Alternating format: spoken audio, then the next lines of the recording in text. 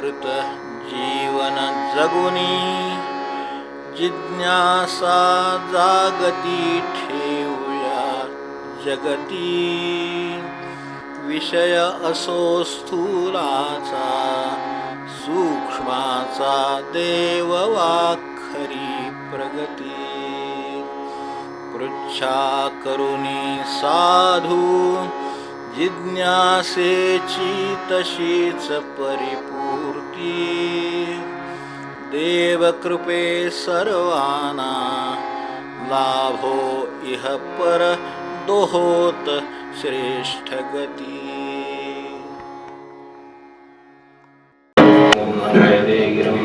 कृपातमं वंदे परमानंदं श्रीराम.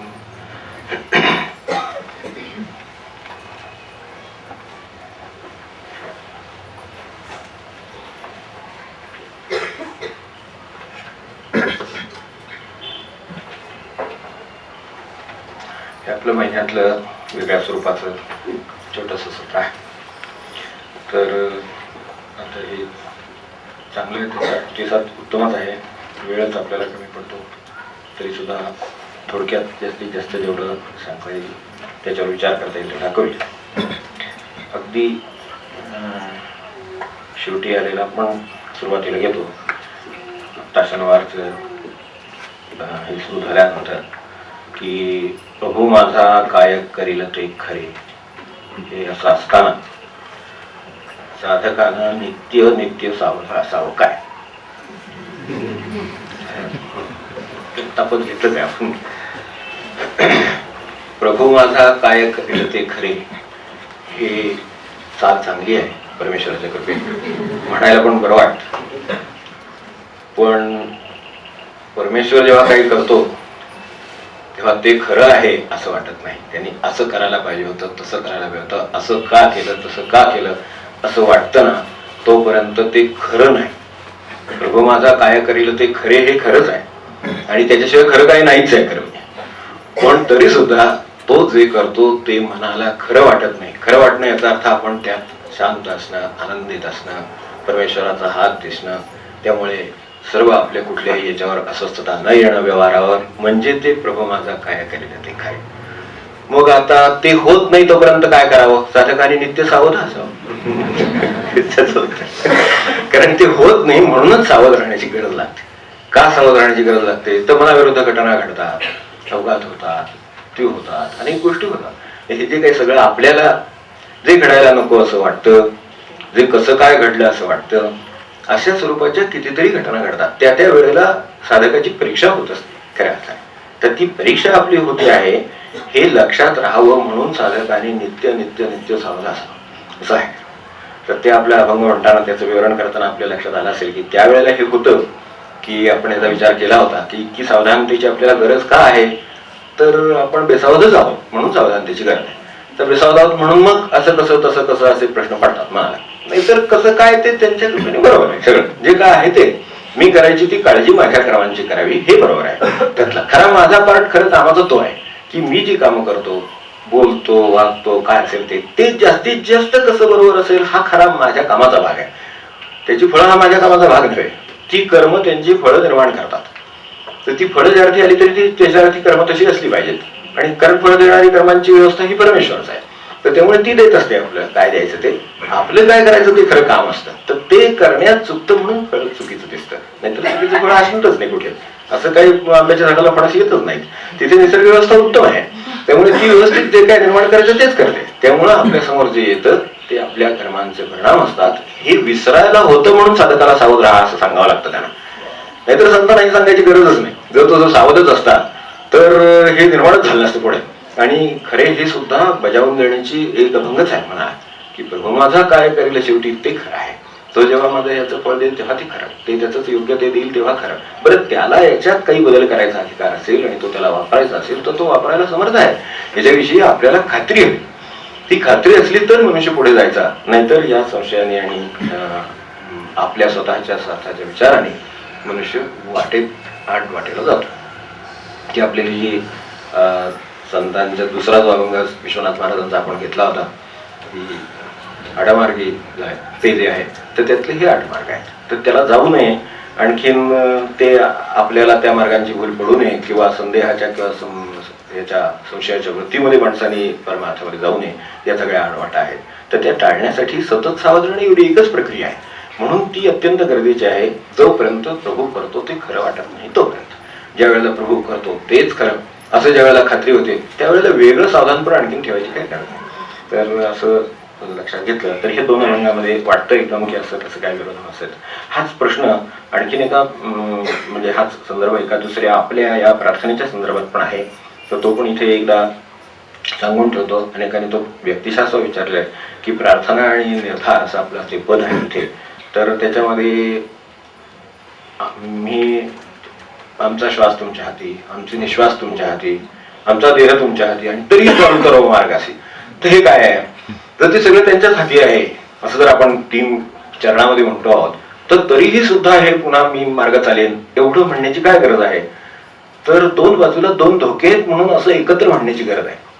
प्रार्थना आणि निर्धार हे जे 2 एकत्र केलेले आहेत त्याचं कारण असं की निर्धार तरीही चालू मध्ये निर्धार आहे, म्हणजे कर्तृत्वाची बाजू आहे किंवा हे मी करीनच, अशी काही परिस्थिती असली तरी मी हे करीनच असा जो निर्धार आहे ती मनाची कर्तृत्वाची बाजू आहे. आणि कर्तृत्वाला जोडून माणसाचा नाश करणारी दुसरी बाजू अहंकाराची आहे. त्यामुळे मी हे करीनच याच्यामध्ये जो दुसऱ्या बाजूला नाश होण्याची शक्यता आहे, धोका होण्याची शक्यता आहे, तो टाळण्यासाठी प्रार्थना आहे. दुसऱ्या बाजूला प्रार्थनेची जोड कर्तृत्वाला असली म्हणजे मनुष्य पुढे जात राहतो. प्रार्थनेची जोड त्या कर्तृत्वाला आहे. कर्तृत्वाला अहंकाराची बाकीच्या सगळ्या जोडी मिळतात, त्यामुळे मग विनाश होतो. तर हे होऊ नये म्हणून प्रार्थना. आता दुसऱ्या बाजूला प्रार्थनेची बाजू बघू. प्रार्थनेमध्ये शरणागती आहे, जी प्रार्थना आहे की आमचा प्रपंच तुमच्या हातात आहे, आमचं गणगोत तुमच्या हातात आहे, श्वास तुमच्या हातात आहे, निश्वास तुमच्या हातात आहे, असं सगळं म्हटलं तर सगळंच तुमच्या हातात आहे असं म्हणणारे लोक असं भेटतात.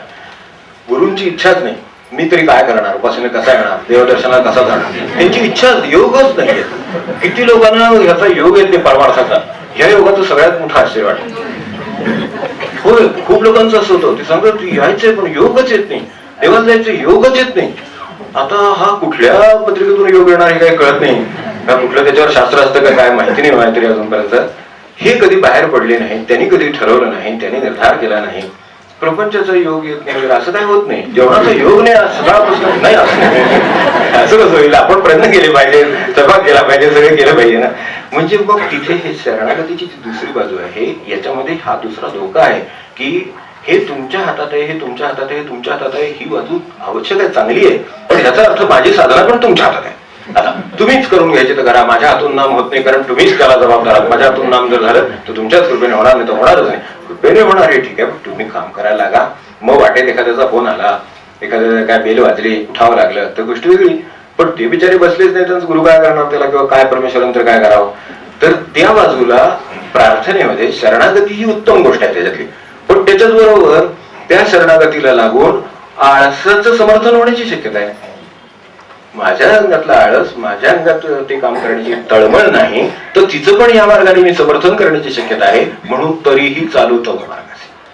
हे तुमच्या हातात ही गोष्ट खरीच आहे, पण मी माझं काम केल्याशिवाय मी राहणार नाही. हा त्याच्यातला नम्रतेचा भाग. एका बाजूने त्याचा जो निर्धाराच्या बाजूला जो धोका आहे अहंकाराचा, तो टाळण्याचा प्रयत्न आहे, त्याचा फायदा घेण्याचा प्रयत्न आहे. आणि दुसऱ्या बाजूला प्रार्थनेच्या बाजूला प्रार्थनेचा जो शरणागतीचा भाव आहे, हे त्यांच्या हातात आहे याची जाणीव जागृत ठेवण्याचा जो प्रयत्न आहे, त्याच्यातला जो धोका आळसाचा आणि समर्थनाचा आहे, तो टाळण्याची दुसरी बाजू. या दोन्ही गोष्टी एकत्र आल्या तर माणसाच्या प्रगतीला उपयोग होईल, साधकाच्या प्रगतीला उपयोग होईल असं वाटतंय. म्हणून हे या सगळ्या मार्गामध्ये आम्हाला सांभाळा अशी प्रार्थना.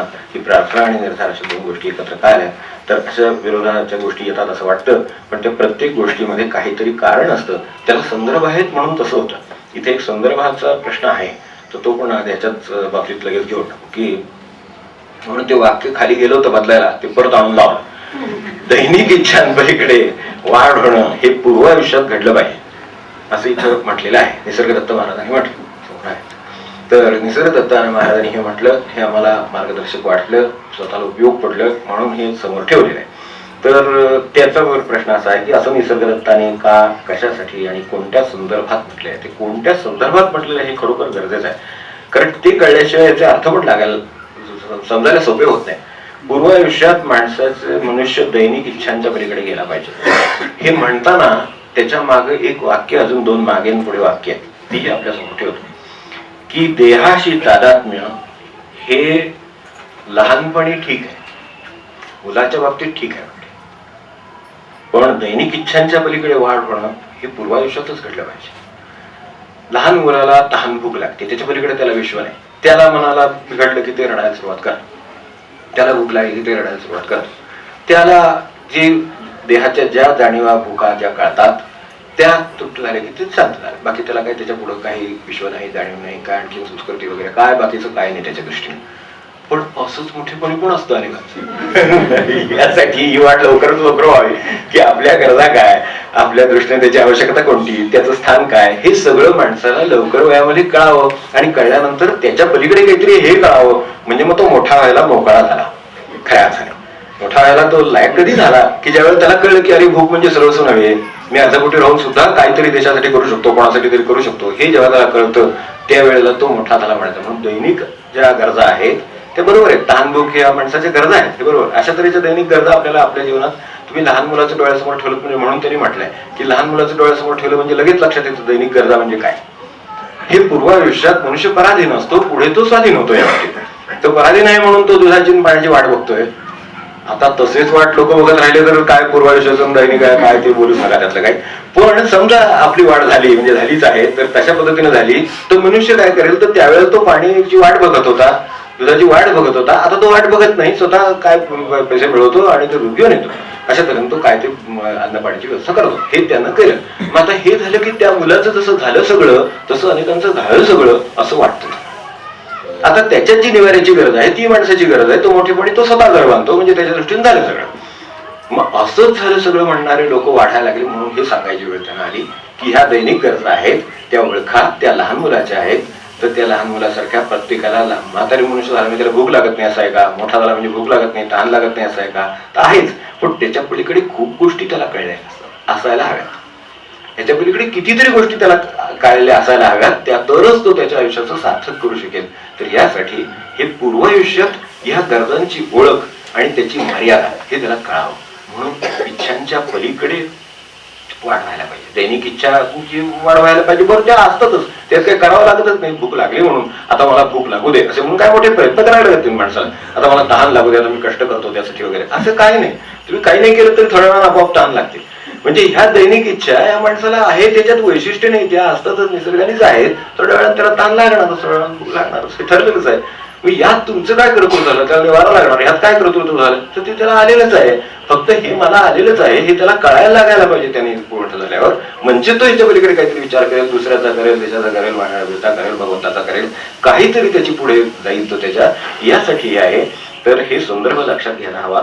आणि दुसरं त्यातलं खरं आणखीन एक सारभूत वाक्य पुढे त्याच्या, त्याने तो संदर्भ विचारल्यामुळे ते मूळ पॅराग्राफ बघितला तर त्याच्यामध्ये हा सर्वात महत्वाचा आणखीन भाग पुढे आहे की ही वाढ तर व्हावीच, ती पूर्वायुष्यातच व्हावी. म्हणजे लहानपणीच जसं आपण सर्वसामान्य ज्ञान म्हणून मी सामान्य ज्ञान, पूर्वी पेपर असायचं किंवा पुस्तक असायचं, एवढं सामान्य ज्ञान माणसाला पाहिजे. तर त्याला ते सामान्य ज्ञान म्हणून शिकवलं जातं. आजही त्याच्यात एक जनरल सायन्स जनरल शिकवलं जातं. तर ते तेवढं कळलं की तेवढं पुरेसं आहे माणसाला. त्यापेक्षा ज्याला खोलात जायचं एखाद्या शास्त्राचा अभ्यास म्हणून ते ठीक आहे. पण बाकीच्या सर्वसाधारण माणसाला या गोष्टीची काही आवश्यकता नाही. बाकीच्या ज्ञानाची एवढं ज्ञान त्याला असलं म्हणजे पुरेसं झालं. तर एवढंच ज्ञान शिकवलं जातं. तशा पद्धतीचं या गरजांचं स्वरूप आहे हे त्याला लवकरच शिकवलं जावं आणि त्याच्या पलीकडे तो जावा. मग त्याला पुढचं खरं काम आहे. खरी वाढ कशात आहे माणसाची, तर ती पुढे लिहिलेली आहे. खरी वाढ देहाची अडचण दूर करण्यात आहे. खरी वाढ देहाची अडचण दूर करण्यावर आहे माणसाची. आज देहाला अडचण झाली की सगळी अडचण निर्माण होते. पुढे त्याला समजा आता भूक लागली, लहान मुलाला अडचण आहे, त्याची देहाची वाढ झालेलीच नाही, अजून त्याची वाढच झाली नाही. त्यामुळे त्याची जी काय देहाची वाढ आहे त्याच्यामध्ये एवढंच झाले फक्त की त्याला भूक लागली की त्याला तो रडायला सुरुवात करणार, ओरडा करणार. मग ती त्याला मिळेपर्यंत तो रडत राहणार, मिळाल्यावर सुद्धा रडत राहणार. अशी लोक पुढे आहेत. तर तो तिथे रडतच राहणार. हो की नाही. तर हे जे आहे हे त्याच बरोबर आहे त्याच्या दृष्टीनं. पण खरी वाढ ही जी देहाची गरज आहे ती तहानेची आहे, भुकेची आहे, ती गरज आहे बरोबर आहे. पण खरी वाढ ही कशाने, आता ही कसं ओळखायचं की खरी वाढ झाली की नाही, तर ही जी देहाची वाढ आहे, देहाची जी स्थिती आहे, त्याच्यामध्ये जी गरजांचं स्वरूप आहे, आता उदाहरणार्थ तहान लागली, तर ही जी तहान लागलेली आहे, पाण्याची तहान आहे माणसाला, ही तहान लहानपणी त्याला वेगळ्या पद्धतीनं कळली पाहिजे, मोठेपणी वेगळ्या पद्धतीनं कळली पाहिजे. हीच तहान आहे. पाणी पाहिजे बरोबर आहे, पण दुसऱ्याला पण तहान आहे शेजारच्या, तर तो अर्थभांड त्याला देतो, ही त्याची खरी वाढ. अशा वेळेला देहापासून तो राहून वेगळा विचार करतो की अरे मला जशी गरज आहे तशी आता ह्याला गरज आहे, मी पूर्ण भांड पाणी प्याल्यावर माझं समाधान होणार. हे लहान मुलाचं काम नाही, हे लहान मुलाचं काम आहे, कारण ते त्याचं पोट भरतं त्यावेळेला ते शांत होतं. तसं हे होणं हे लहान मुलाचं काम आहे, ह्यात काय विशेष नाही. ते म्हणले निसर्ग दत्ताना ते म्हणायचं आहे की ही वाढ आहे ही लहान मुलाची आहे. खरी वाढ ह्याच्यात आहे की देहाशी मी तादात्म्य नाही, त्यामुळे मी पाव भांड पिऊन सुद्धा राहू शकतो, अर्ध भांड पाणी पिऊन सुद्धा राहू शकतो. भुकेला मला 2 घास सुद्धा चालतील, 10 घासांची भूक आहे पण 2 घास सुद्धा मला चालतील असं त्याला वाटतं. त्याची खरी वाढ झाली. म्हणून खरी वाढ देहाशी जे आपलं तादात्म्य लहानपणी असतं ते मोठेपणी नसण्यात आहे. लहानपणी देहाची तादात्म्य ते मोठेपणी नसलं पाहिजे ना, पण मोठेपणी देहाची तादात्म्य आणखीन आणखीन आणखीन वाढत जातं. म्हणून देह सोडायची सुद्धा पुढे चिंता पडते ती, त्यासाठी इतका तो आपला झालेला असतो की सोडवत नाही अशी अवस्था होती ना. म्हणजे देहाची तादात्म्य कितीपर्यंत झालं पुढे, त्याच्या संबंधी पण प्रश्न आहे, तोही बघूया. तर असा संदर्भ लक्षात घेऊनच हे वाक्यांचं बघितलं बरोबर आहे. तर सांस्कृतिक परिपक्वता माणसाच्या ठिकाणी यावी हे त्यातलं खरं आहे. इतर मानसिक परिपक्वता यावी. शारीरिक गरजा आणि जाणीवा ही माणसाचं लहानपण दर्शवतात. आज जर आपण पाहिलं तर अशा संस्कृतीचं आक्रमण आपल्यावर आहे किंवा त्याचं प्रदर्शन आहे की शारीरिक गरजांच्या पलीकडे ते जात नाहीये, त्याचा बाजार आहे सगळा. आणि कौतुक वाटतं आपल्याला त्याचं, ह्याच खेळ आहे की ते कोणत्या स्तरावर काम करतायत ह्या विचार करा क्षणभर. की लहान मुलाच्या जसं त्या शारीरिक गरजा आहेत तशा पद्धतीच्या गरजावर सगळं संस्कृती उड्या मारते अशी परिस्थिती आहे. मग ह्या वेळेला आता हे निसर्गदत्तांचं म्हणणं लावून काय विचार करणार याच्याबद्दल हा विचार करू शकतो. हे लावून आपण काय करणार व्यवहारामध्ये त्याची खरं आपण चिंता करण्याची गरज आहे. तर हे सांस्कृतिक दृष्ट्या आपल्याकडे ते आत्ता मला ते एका स्वामीजींचं त्यांनी सांगितलं, म्हणजे पत्र आहे, तर त्यात स्वामीजींचं दिनक्रमाचं विचारलं, तुम्ही इकडे केव्हा असता दक्षिणेमध्ये आणि उत्तरेत केव्हा असता. तर ज्या वेळेला आत्यंतिक हिवाळा सहन होणार नाही असा हिवाळा उत्तरेत असतो आपल्याला माहिती आहे, आणि दक्षिणेमध्ये आत्यंतिक उकाडा असतो हे पण आपल्याला माहिती आहे. तर ज्या वेळेला आत्यंतिक उकाडा असतो त्यावेळेला मी दक्षिणेत राहतो असं त्यांनी कळवले. आणि ज्या वेळेला आत्यंतिक हिवाळा असतो, ज्या वेळेला कुडकुडायला होतं त्यावेळेला मी उत्तरेमध्ये जातो. हे राहण्याचा दिनक्रम काय आहे मला सांग. आम्ही उलट करतोय बरोबर. मग मला सांगा वाढ झाली की नाही.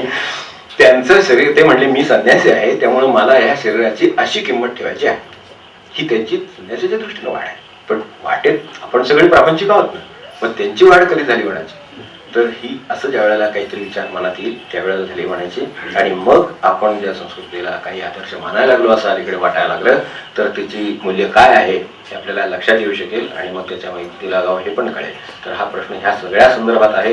दैनिक इच्छा याचा आपण किती व्याप्ती मोठी आहे याचा विचार आपण सुद्धा करू शकाल. फक्त मी ही सुरुवात करून दिली, आपण अधिक विचार करावा अशी विनंती आहे.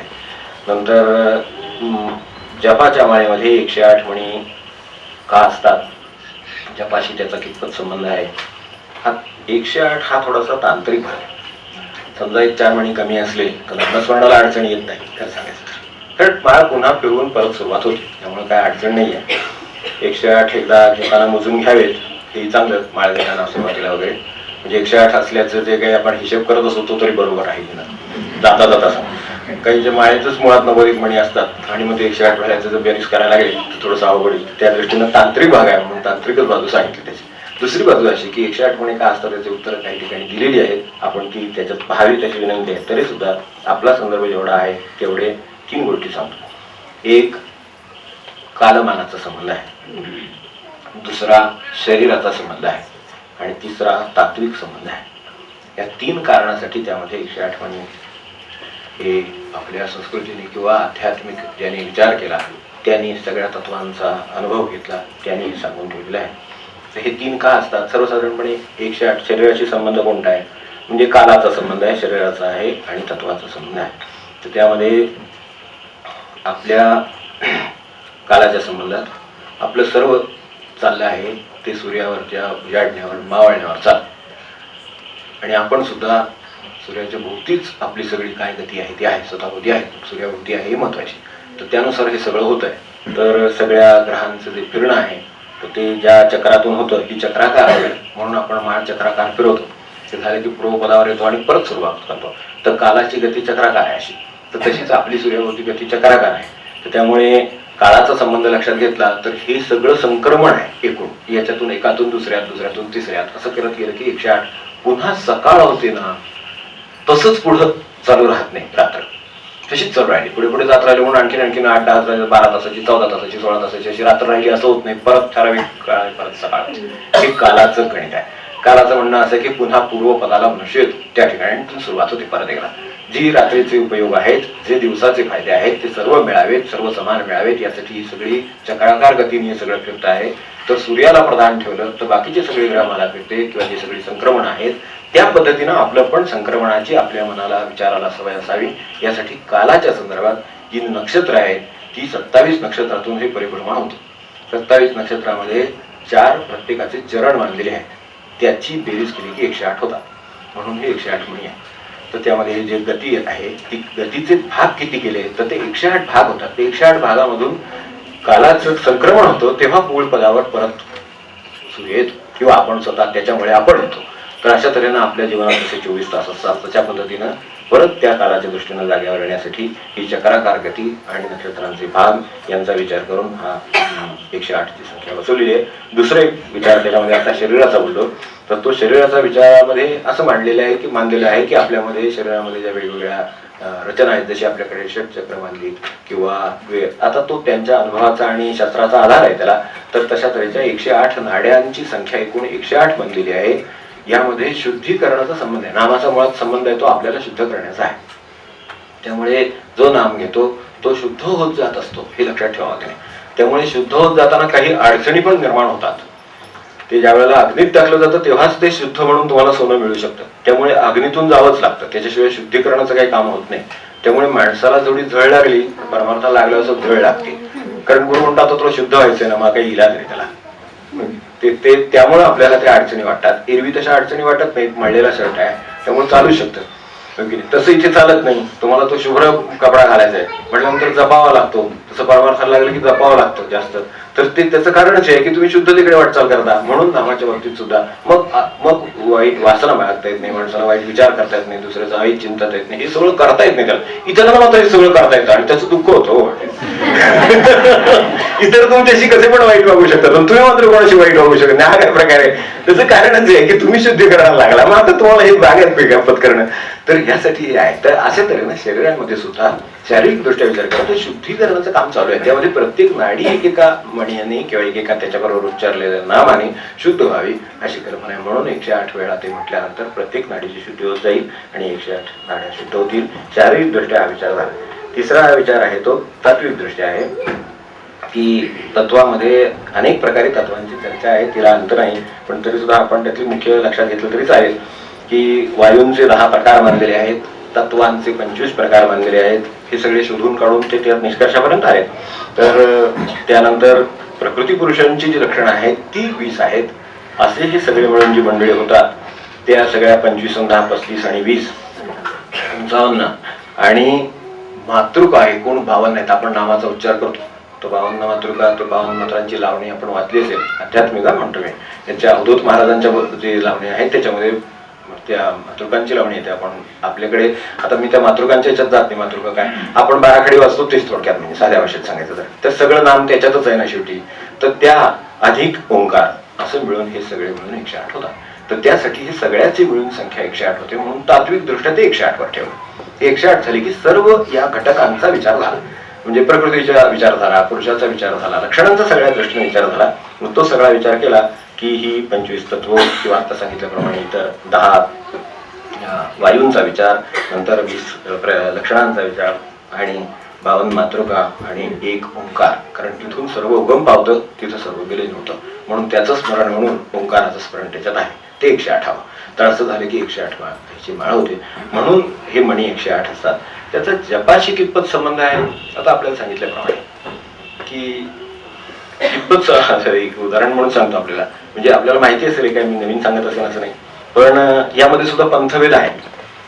वैष्णव मंडळी जे आहेत विष्णूचे अवतार मानणारी त्यांनी हे 108 मानलेलं आहे त्यांच्यामध्ये. जे शैव आहेत त्यांनी 84ची माळ असते त्यांची, आपल्याला माहिती असेल तर त्यांच्यामध्ये 84ची माळ आहे.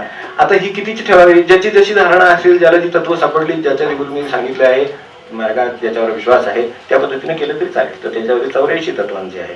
हेच जर आपण मुस्लिम पंथामध्ये गेलो तर धर्मामध्ये हीच माळ तसबी असते, तिथे हिरव्या मणी असतात तसबी असते. तसबी म्हणजे आहे त्याच्यात 99 मणी आहेत.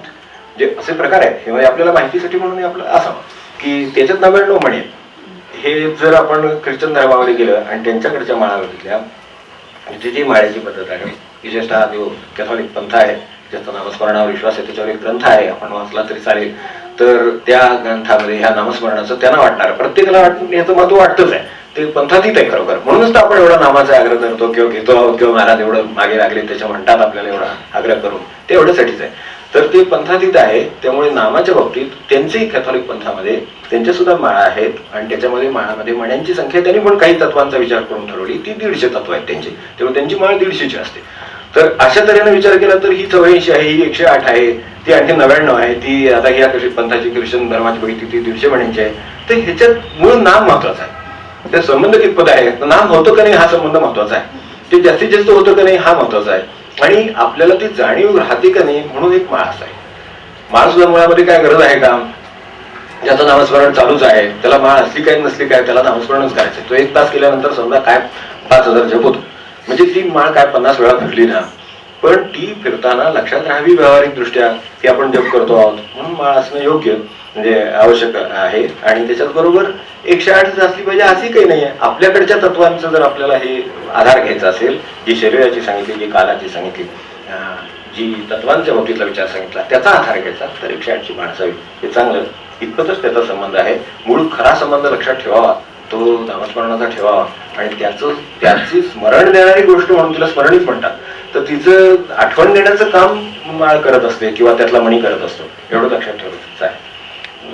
वेळ संपदाला आहे, पण एक प्रश्न त्यातला फक्त घेतो, बाकीचे 2 आता पुढच्या वेळेसाठी ठेवतो. मागच्यातली राहिलेले तेही आता पुढच्या वेळेसाठी ठेवतो. मृत्यू ही अपरिहार्य पण आवश्यक अशी बाब आहे. आपण स्वतः व आपल्याशी कर्तव्य आणि स्वार्थानं जोडलेल्या सर्व संबंधितांना, म्हणजे आपल्या स्वतःला व आपल्याशी संबंधित असलेल्या सर्व व्यक्तींना मृत्यू अटळ आहे इथपर्यंत कट. पण हे केवळ शाब्दिक आकलन न राहता प्रत्यक्षात हे भान पटावं, पचावं आणि टिकावं यासाठी मानसिक पातळीवर कोणत्या प्रकारे अभ्यास करावा. तर हे अत्यंत स्वागतार्ह बाब आहे, त्यांचा उल्लेख आज मृत्यूच्या संदर्भात आहे. म्हणजे उल्लेख कशासाठी करतो, एरवी आपण ह्या म्हणजे फॉर्मॅलिटीच्या मध्ये जात नाही आणि ते जाऊ नये, कारण ही शेवटी आपली व्यक्तिगत उपासनेची बैठक आहे, उपासनाच असावी. पण कुलकर्णींचा उल्लेख केल्याशिवाय मला होत नाही, कारण आपल्याकडे ज्या हुकुमची शिबिर झाले 3 आतापर्यंत, घरी जे झालं त्यांच्या घरी ते 1, याची ज्यांनी पाहिली असतील त्यांना कल्पना असेल तर त्या जयश्री कुलकर्णी काल अकाली गेल्या. तर आपली मंडळी 25 वेळा जाऊनही आले, गेल्या आठवड्याभर जे संबंधित आहेत ते जाऊन येतातच आहेत. त्यांनी ह्या शिबिरांच्या मध्ये काय कष्ट घेतले ते अजितराव कुलकर्णी जे आपल्या सगळी ही पुस्तकांचं काम पाहत आहेत, तर त्याच्याशी निगडीत आहे म्हणून मृत्यूच्या संदर्भातले हे आठवण झाली ती फक्त नोंद करतो. तर त्यांची सेवा आणि याला महाराजांनी शेवटी जे अंतकाळ संमेलन 8व्या अध्यायात वर्णन होतं त्याप्रमाणे त्यांचा अंतकाळ त्यांनी सांभाळा. तर इथे प्रश्न असा आहे की हे भान आपल्याला पटावं, पचावं, टिकावं यासाठी काय काय करता येईल. मृत्यू अटळ आहे ह्या शब्दामध्येच आपली मृत्यूबद्दलची धारणा व्यक्त होते असं मला वाटतं. एखादी गोष्ट अटळ आहे याचा अर्थ ती टळावी अशी कुठेतरी सूक्ष्म इच्छा आहे. आपण तर अटळ का म्हणतो, रोज जेवण माणसाला अटळ आहे वगैरे असं कुठे फार आपल्याला ऐकू येत नाही. मृत्यूच्या बद्दल आपल्याला फार निकोप दृष्टी असावी असं मला वाटतं. ती काय अशी गोष्ट नाही की जी अगदी अशी बाजूला ठेवावी, त्याच्याबद्दल कोणी काय बोलू नये, सार्वजनिक तर नको, घरामध्ये विषय काढू नको, असल्या अशुभ गोष्टी बोलू नयेत वगैरे असलं जे काय असतं हे सगळे केवळ त्याच्यापासून पळण्याचे आपले मार्ग आहेत. आणि ज्याच्यापासून पळता येत नाही त्याच्यापासूनच पळण्याची आपल्याला जास्तीत जास्त चिंता लागते आणि त्यातलं सर्वात 1 नंबरवर मृत्यू असतो. तर हे अटळ शब्दामध्ये त्याची आपली धारणा व्यक्त होते. ते आता नाईलाज आहे, अटळ टळणार नाही, त्याच्या बाबतीत आता नाईलाज आहे अशी गोष्ट ती आपण मानतोच मुळात मानताना. जन्माच्या आधी आपल्याला माहित नाही, जन्म येणं अटळच असतं खरं सांगितलं, ते सुद्धा खरं अटळ आहे, हो की नाही? जन्माचा आनंद आहे, मृत्यूचं दुःख आहे माणसाला असं वाटतं. जर जन्माचा आनंद असेल तर मृत्यूचा आनंदच असला पाहिजे. अटळच एकदा विचार करायचा असेल तर जन्मही अटळच होता, मग त्याचा जर आपण आनंद मानतो तर मृत्यू अटळ आहे म्हणून त्याचाही आनंद माना. जर जन्म टाळण्यासारखा असेल तर मृत्यू टाळण्यासारखा असेल, दोन्ही गोष्टी एका ते अडकलेल्या आहेत. त्यामुळे ते ज्या अर्थी आकाराला त्या अर्थी मोठा, इतकं ते स्पष्ट आहे. तर एवढं आपल्याला आकलन नसतं, म्हणून आपल्याला असं वाटतं की याच्यापासून कसं पळता येईल विचार करूया, आणि हे विचार करण्यात बरोबर जवळपास जन्म जातो आणि कृती जातात सगळ्या, आणि शेवटी गाठ पडतेच, कारण ती पडणारच, ठरलेलंच आहे. मग ज्याची गाठ आपल्याला अटळ आहे त्याचाच विचार खरं म्हणजे आधी केलेला बरा. तेव्हा मृत्यू अभ्यासाला सुरुवातीपासून असावा असं माझ्या मध्ये अभ्यासक्रमामध्ये तो संतांचं मत आहे, माझे आपले त्यांचा अनुवाद करतो.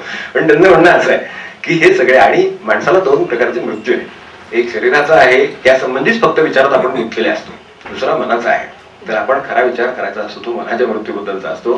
कारण अटळपणा, त्याचा त्रास, त्याची भीती, त्याचे मनामध्ये विचार सारखं ते त्याला अशुभ समजण्याची प्रवृत्ती, हे सगळं कशातून निर्माण होतं तर मानसिक मृत्यू होत नाहीत म्हणून शारीरिक मृत्यूची भीती वाटते.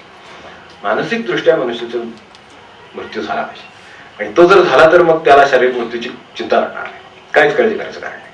त्याचं जे अटळपणा आहे तो उलटा स्वतः आहे की ठीक आहे तुझी माझी तर भेट नक्की आहे, बाकीच्यांची भेट होईल का नाही सांगता येत नाही. अनेक गोष्टींची माणसाच्या आयुष्यात गाठ पडते, तसं माणसांची, घटनांची, त्याला वाटणाऱ्या गोष्टींची होतेच असं नाही, पण ह्याची अगदी अपरिहार्यपणे तो येऊन गाठतो.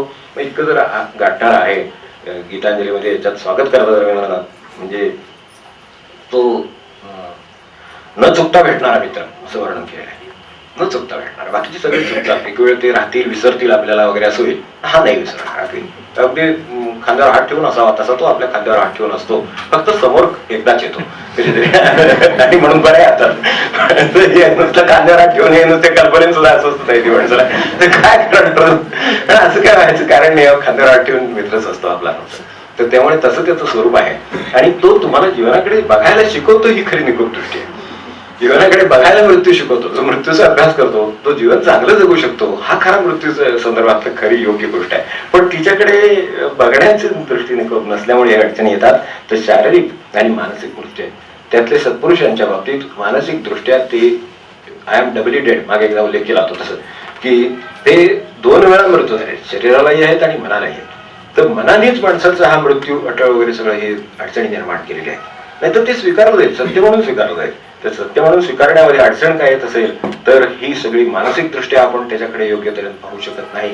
आणि मानसिक दृष्ट्या काय ते म्हणून काय भीती वाटते माणसाला, आपण क्षणभर विचार करू मृत्यूमध्ये कोणकोणत्या काय गोष्टी आहेत. अटळ आहेत म्हणजे काय अटळ आहे, मी जे गोळा केलेलं आहे, जे मला सोडायचं नाही ते सोडावं लागेल, हे अटळ आहे. ते मी गोळा केलेलं आहे, जे मला सोडायचं नाहीये, काय तुमचं काय वाटेल ते असू दे, गोळा केलेलं ते सगळं सोडायचं नाहीये म्हणून मृत्यूची अडचण आहे. ते जो सोडायलाच तयार आहे त्याला मृत्यू काय करणार मला, तर त्याने तर सोडलेलंच आहे. काय तुमची प्रॉपर्टी सोडायची आहे का, काय तुमचं काय सोडायचं, पैसा सोडायचा आहे का, माणसं सोडायची आहेत का, तुमची मतं सोडायची का, आग्रह सोडायचे का, स्वतःचे दृष्टिकोन सोडायचे, काय सोडायचे नक्की, ते सगळं सोडायची माझी तयारी आहे. जो खरा गुरुचा आहे तो गुरुकडे हे सगळं सोडतो, तो म्हणतो माझं यातलं काहीच नाही, यातलं काहीच नाही म्हणल्यावर मग आता मृत्यू काहीच करणार, त्याचं शरीर देतो त्याचं माझं नाही म्हणतो, ते काळाचं आहे, उधारीवर घेतलं, वस्तू परत नको करा. तर मग असं ज्याची भावना आहे त्याला मृत्यूची भीती वाटत काही कारण नाही, हे येऊ शकतं. पण जे मी असं गोळा करतो ते मला टाकायला नको असतं, सोडायला नको असतं, याच्या पोटी माणसाला मृत्यूची भीती आहे, तर मृत्यूची भीती नाही. यांनी मला सांगितलं होतं यापुढे, मी 8 दिवसापूर्वी जेव्हा त्यांना भेटायला गेलो, सगळं कठीण दिसतंय असं, ते म्हटले मला खरोखरच मृत्यूची भीती वाटत नाही. उत्तम, म्हणजे तुम्ही जे साध्य करायचं तेवढं कॅ बस, रामनामाने कशा नाही साधने जे साधायचं होतं ते तुम्ही सांग, की मला खरोखरच मृत्यूची भीती वाटत नाही. गोष्टींची त्या काळजी वाटणं हे ठीक आहे, माणसाला मुलाची काळजी वाटते, मुलीची काळजी वाटते, घरच्यांची काळजी वाटते, काय असेल ती त्याच्यासमोर काय कर्तव्य असतीलच की, जबाबदारी असलेली असेल त्याची जाणीव असणं ही गोष्ट योग्य आहे. पण त्याच्याच बरोबर त्या सगळ्याच्या पोटी त्याची भीती वाटणं हे काही योग्य नाही. तर त्या दृष्टीनं मृत्यूकडे बघता यावं यासाठी याचा अभ्यासच करावा असं वाटतं. हा काही 5 मिनिटाचा प्रश्न नाही. तर हे सगळे मी ज्या गोष्टी गोळा करतो, ज्याच्या आधाराने मी जगतो असं मला वाटतं, ज्याच्या आधाराने मी जगतोय असं मला वाटतं, ते सोडायचा प्रश्न येईल नुसता यानंच आज अस्वस्थता आहे. मृत्यू पुढे 25 वर्ष असतो किंवा 5 वर्ष असतो किंवा वर्षभर असतो, काय असेल आज तो नसतो. पण आज तो भीती का निर्माण करू शकतो, तो ते काय करील याची आपल्याला जी मनाला अस्वस्थता येते तिच्या पोटी हे आलेलं आहे. त्यामुळं जे खरोखरच आता मला सांगा, जे तुमचं हिसकावून घेतलं जातं ते तुमचं आहेच कुठे मुळामध्ये, जे घेतलं जाऊ शकतं ते तुमचं नाहीच. जे तुमचं घेतलं जाऊ शकतच नाही तेच खरं तुमचं स्वरूप असलं पाहिजे ना.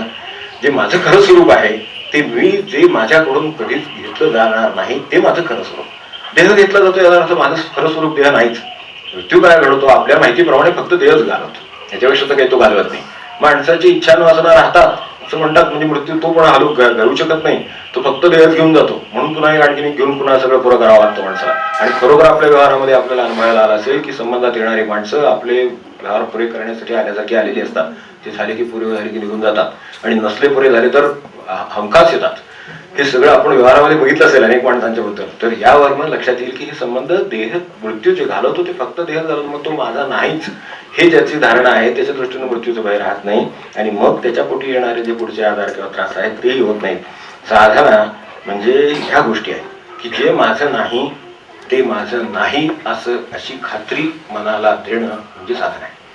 मनाची खात्री होणं म्हणजे साधन आहे की जे माझं नाही ते माझं नाही याची खात्री होणं म्हणजे साधन आहे. साधन तुम्ही काय करता ह्याच्याशी काही संबंध नाही. साधनेमध्ये काय तो जप करतो का ध्यान करतो का काय करतो, त्याला शरीराचं प्रेम लागलंय तो ते सोडायला तयार नाही, त्याच्या सुखात जरा अडचण आली की त्याला त्रास होतो, हे सगळं झालं कशी साधना आहे. म्हणजे साधनेमध्ये हे आपल्याला लक्षात घेऊ पण की साधनेचा खरा अर्थ काय आहे की मृत्यूच्या रूपाने काही विचार केला तरी चालेल. जे तो हिसकावून घेऊ शकतो जे माझं नाही त्याचाच अर्थ ते माझं नाही याची मनाला खात्री होणं. ती वारंवार खात्री मनाला पटवून देण्यासाठी सगळे अभंगन सगळे हे सगळे पदान सगळं विचार आहे. तर ते म्हणजे साधन आहे. साधनेच्या दृष्टीने आपण विचार करावा. खऱ्या अर्थाने आणि चांगल्या अर्थाने निराधारपणे जगण्याचा समर्थ आणि निराधार असण्याचा अभ्यास म्हणजे साधन आहे. समर्थ आणि निराधार, ज्याला आधार आहे त्याला आपण समर्थ समजतो. जे खऱ्या अर्थाने अशा अर्थाने निराधार होतात ते खरे समर्थ असतात. कारण ते त्यांचं हे लौकिक कशाच्या आधारावरती अवलंबून आहे. माणसांचं मोठेपण अलीकडचं कशावर अवलंबून असतं, पैसा खूप मोठे, शिक्षण खूप मोठे, हेच त्यांच्या मोठेपणाचा आधार. तो बाजूला गेला तर ते कोणीच नाही असं लक्षात येतं. त्यांच्या स्वतःला स्वतः फोड पण जाणवतो हे आहे पैशाने मोठा आहे पण मनाने अस्वस्थ आहे. म्हणजे काय त्या पैशाच्या आधाराचं काय झालं ते उपयोग नाही पडलं किंवा पुरं नाही पडत आहे. म्हणजे त्याचा अर्थ तुम्हाला त्या बाबतीत निराधार व्हावं लागेल, ते बाजूला ठेवून द्या. हे सगळं मानसिकच आहे. त्याची कोण विसिट लिहून घेते का काय, त्याचे काढून घेते का काय करते काय नाही करत. पण ते न करता सुद्धा त्याला ही जाणीव, हाच मानसिक अभ्यास आहे याच्यातला की मृत्यू काय घेऊन जातो त्याची यादी करावी. तो काय घेऊन जातो, काय काय घेऊन जातो, आणि ते आपल्याला काय एवढं सोडायचं नाहीये त्याचा विचार करावा. आणि ते सोडावं तर लागतच आहे. मग ही जर वस्तुस्थिती आहे तर वस्तुस्थितीला उत्तमपणे सामोरं जाण्याचा अभ्यास आहे तो मानसिक पातळीवर असेल. तो ज्याचा झाला तो मृत्यू नाही, काय त्याला याची तेव्हा माझं काम आहे, मी तर काही कमी करत नाही किंवा त्यात काही हे करणार नाही, हा काही करणार नाही. माझ्या नामात मला अडचण काहीच नाही, कारण ते मी माझं काम करत राहीन. त्याला काय येईलच, कारण त्याचं ठरलेलंच आहे येण्याचं. तो काय जास्तीत जास्त माझा देव घेऊन घेऊन जाईल. तर त्याच्यात मला मानसिक दृष्ट्या अशा तऱ्हेनं चांगल्या पद्धतीनं निराधार होता येईल का. निराधार म्हणजे आपल्याकडे फार वाईट शब्द झाला, त्यामुळे वापरायला फार भीती वाटते काय करा लोक त्याचा अर्थ काय घेतील असं वाटतं. पण खरं निराधार पण काय आहे याची आपल्याला कल्पना असेल. ज्याला फक्त एकच आधार राहतो तो निराधार राहतो. याला फक्त एकच आधार आहे. आता तो ह्या लौकिकात काहीच सापडत नाही. तो गुरुचा सापडतो, भगवंताचा सापडतो, संतांचा सापडतो, कुठला तरी एक सापडतो त्याच्या आधार. मी महाराजांच्या आधारावर बस, बाकी मला काय माहित नाही. जे काय करायचं गुरु त्याला काय करायचं, मी त्यांच्या एकट्याच्या आधारावर आहे, तो निराधार आहे. अशा अर्थाने निराधाराची व्याख्या लक्षात ठेवावी. तर तसं मनाने होता येते का हा खरा प्रश्न आहे. आणि हे प्रत्यक्षात यावं यासाठी अनेकांच्या मृत्यूंचा अभ्यास करावा. सोपा मार्ग, संतांच्या जो मृत्यूंचा अभ्यास करावा, त्यांची मृत्यूकडे बघण्याची दृष्टी काय होती याचा अभ्यास करावा. हे सगळं अभ्यासातून आपल्याला होण्यासारखं ज्ञान आहे.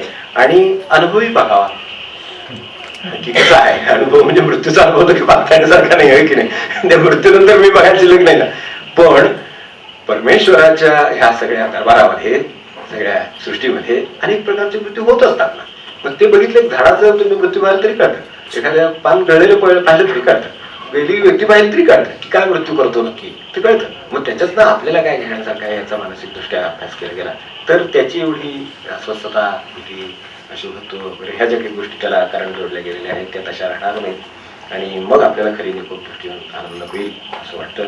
तर आता ह्या वेळेच्या अभावी फक्त थांबतोय. प्रश्न राहिले त्याची जाणीव आहे, काही विचारायला घेता आलं तर घेऊ. 142 आपण स्वामींच्याकडे गेलो असतो तर म्हणलं असतो मला श्रीमंत करा, मला पैशाचं सगळं व्यवहार व्यवस्थित असू द्या, सगळं चालू दे व्यवस्थित, कोणी काय चालू नाही, काय करू नये, असं सगळं ते काय म्हणतात ते बघा. मग ते का संत झाले ते कळेल आणि आनंदात काय गेले ते पण कळेल. स्वामी स्वामी चिदान नित्य चरणांचे दर्शन नित्य चरणांचे दर्शन स्वामी चिदान स्वामी चिदान. नको धन दारा तुझ्या चरणी जावा तारा, नको धन दारा तुझ्या चरणी जावा तारा, तुझ्या चरणी जावा तारा. देई चिदान नित्य चरणांचे दर्शन नित्य चरणांचे दर्शन स्वामी चिदान स्वामी चिदान. मज ठेवावे भिकारी सुखे करी न चाकरी, मज ठेवावे भिकारी सुखे करी न चाकरी, सुखे करी न चाकरी. देई चिदान नित्य चरणांचे दर्शन नित्य चरणांचे दर्शन स्वामी देई चिदान स्वामी देई चिदान. तुझे नाम माझी जोड मुखी राहोतेची गोड, तुझे नाम माझी जोड मुखी राहोतेची गोड, मुखी राहोतेची गोड. देई चिदान नित्य चरणांचे दर्शन नित्य चरणांचे दर्शन स्वामी देई चिदान स्वामी देई चिदान. तुझ्या चरणी माझा माझा ऐसे करी नाथा, तुझ्या चरणी माझा माझा ऐसे करी नाथा, ऐसे करी नाथा. देई चिदान नित्य चरणांचे दर्शन नित्य चरणांचे दर्शन स्वामी देई चिदान स्वामी देई चिदान. तुझे नाही लागो छंद मज द्यावे दास पद, तुझे नाही लागो छंद मज द्यावे दास पद, मज द्यावे दास पद. देई चिदान नित्य चरणांचे दर्शन नित्य चरणांचे दर्शन स्वामी देई चिदान स्वामी देई चिदान. सुख मागे चिदान तुझ्या चरणी होऊलीन, सुख मागे चिदान तुझ्या चरणी होऊलीन, तुझ्या चरणी होऊलीन. देई चिदान नित्य चरणांचे दर्शन नित्य चरणांचे दर्शन स्वामी देई चिदान